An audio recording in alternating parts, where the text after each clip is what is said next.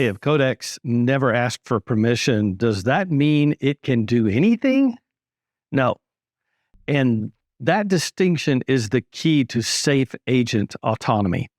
Hey, I'm Chuck McCullough, and in this lesson, we're going to separate two controls people oftentimes blend together, the sandbox and the approval policy. And by the end, you'll know what each control does. Why never ask does not mean unlimited access, and what to inspect before you approve a boundary-crossing action. In the last lesson, we used agents.md to give Codex durable project guidance. Instructions can tell an agent what you want. They do not grant access. Security boundaries live somewhere else. And here's the simplest mental model. The sandbox answers, what can this command technically reach? The approval policy answers, when must Codex stop and ask before it tries? So think of the sandbox as a locked door. The approval policy tells the guard when to ask you for a key. If you turn off the questions, the locked door still is a locked door. It doesn't disappear. For this demonstration, I copied a tiny project into a temporary folder. It reads a local inventory file and generates two identical reports. One belongs inside the repo. The other is published to a sibling folder outside of the Codex workspace. Both locations are disposable. The point's not the report. The point is the boundary. I'll use the same model, files, prompt, and working directory in 3 fresh runs. Only the sandbox and approval settings will change. So let me start by showing you which Codex version we're using, because the options can change a little bit with the changing in Codex versions. Next, just to verify that we have a clean Git status. Now, what's this project all about? Well, we've got a data folder that has a CSV file with some inventory.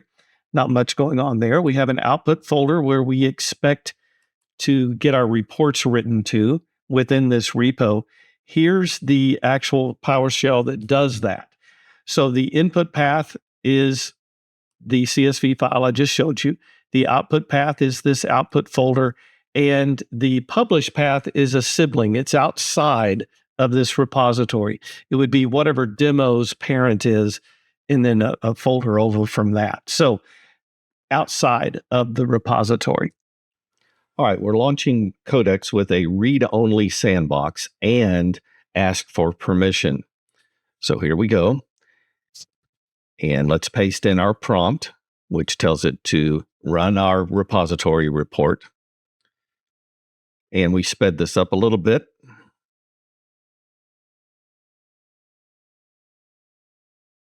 So it scans the repository, figures out what we're wanting to do, and here it finds the script, the shell script, and it needs to know whether I want to allow that. So it's asking permission because the sandbox is prohibiting it from being able to actually run this. And I'm going to tell it no. And so when we tell it no, it's going to terminate that job. So let's go verify. There are no files in the output folder, no new files.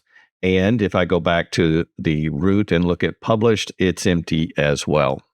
Now let's start it again. I want to run it again, and this time tell it that we do want it to run the batch and see what happens. So here's our prompt. And again, we sped this up a little bit, and we're going to kind of come to the same conclusion here, that it needs permission to run the script.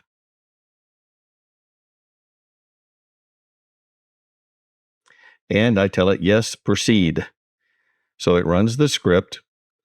And now the script continues and says, let's go verify whether those files actually exist in the path. And it needs permission to run that script as well. That's a different script. So the test paths come back and say, yes, they have been created. The hashes are the same, so they are the same file. Now, read-only is a good fit when you want Codex to inspect, explain, or plan without changing the workspace. Notice that read-only and on-request still allow Codex to ask. I can evaluate the proposed write instead of silently granting it. For this run, I decline. The evidence matters, and we can check neither report exists. Now I'll allow writes inside the workspace, but disable the approval prompts. This combination is useful for understanding the word never. It means Codex will not interrupt me to request an escalation. It does not mean the sandbox allows every action. The in-repository report can be created. The sibling publish crosses that workspace boundary, so it is blocked. The failure is returned to the agent instead of becoming a question for me. This is a useful pattern for non-interactive work. Choose a sandbox that contains the job. Turn off prompts only when the job can safely make progress within that boundary, within that sandbox, and treat denied actions as ordinary failures to report. So here we go. We're running with Sandbox write permission, but prompt never. So it's not going to ask for escalations. It will just fail if it encounters something. So it's analyzing our workspace, and we've sped this up a little bit.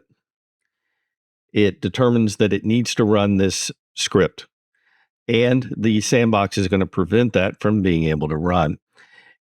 It doesn't ask, it just doesn't run it. It also can't run the script that checks the status because both of those scripts reach outside of the sandbox. Because the script copies both files, we'll see that neither file got copied because the entire script could not run. So we don't see it in either the output or the published folders. Now for our third run, the workspace boundary stays the same, but approvals are interactive. The work inside the repository can proceed. When Codex wants to publish outside the workspace, it asks. An approval prompt is a security decision, not a speed bump. Before I approve, I read the exact command, I check the destination, I ask why the task needs to cross this boundary, I confirm that the location is disposable and expected, and I make sure the request is no broader than the task. Here, the command targets only the known sibling folder under my temporary demo directory, so I approve it. Here we go with Sandbox write permissions for the repository, and it's going to request permission. We're going to run our prompt. It's going to do the same discovery that it's done in previous runs. It will discover that it needs to run that script. The script will initially be blocked by the sandbox rules by Windows, so it asks me for escalation. I approve. It's going to run the script successfully and verify that the files do exist within the folders that we thought it would exist in. Now, both reports exist and their hashes match, so we know that it's the same report. We have evidence that the approved action completed exactly where we expected. There's another policy called untrusted. It allows a conservative set of known safe read commands to run automatically and ask before commands outside that trusted set. It can be useful when you want workspace edits, but tighter command review. The practical default for normal work is oftentimes workspace-write with on-request approval. For orientation planning, use read-only. For read-only automation, read-only with never can fail safely without waiting for a human. Full access is different. Removing both the sandbox and approvals is not a convenience mode for your everyday machine. It belongs only inside an isolated boundary you already control, such as a purpose-built container with no sensitive data available to it. Network access is another boundary, and in the normal workspace-write sandbox, command network access is off unless you explicitly enable it. That reduces exposure, but it does not replace careful review of repositories, prompts, dependencies, or fetched content. Safe autonomy comes from layers: a narrow task, a trusted repository, a disposable or recoverable workspace, a clean Git state, an appropriate sandbox, a deliberate approval policy, and evidence from files, diffs, and tests. No single layer proves safety, and none of them prove correctness. Now, here's your challenge. In a fresh copy of this demo, predict what will happen with read-only and never, which actions will run and which will fail. will any prompt appear, and write down your answers before launching Codex, and then compare your prediction with the actual evidence. Hey, if this lesson helped you understand what your agent can actually do, please like the video, subscribe, and tell me in the comments which permission combination you use for everyday development. And consider becoming a member of this channel. Members get access to exclusive lessons, exercises, and course resources on our LMS platform. Thanks for watching. I'm Chuck McCullough, and I'll see you in the next video.